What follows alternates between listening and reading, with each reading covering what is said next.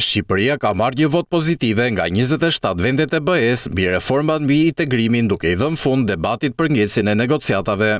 Grupi teknik i punës për zgjerimin në Këshillin e Evropës ka miratuar dokumentin IBAR, i cili të premte do të paraqitet për votim nga ambasadorët e shteteve.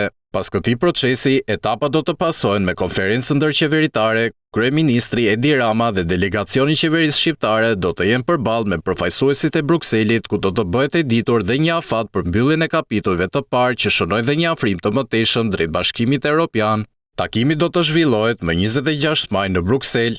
Intensiteti i diskutimeve me Unionin do të jetë në rritje. Në qershor, Parlamenti Evropian do të diskutojë për Shqipërinë, ku dhe do të miratohet raporti Komisionit të Jashtëm. Pikërisht aty do të shihej edhe nëse do të ketë një konsensus të mëtejshëm mes mazhorancës dhe opozitës. Më herët, Ministri e Integrimit ka bërë të ditur se Shqipëria është gati për 10 grup kapitujt e parë, ndërsa deri në vitin 2027 do të synohet mbyllja e gjithë këtij procesi për t'ia lënë më tej vendin bisedimeve me çdo shtet për pranimin si vend anëtar me të drejta të plota.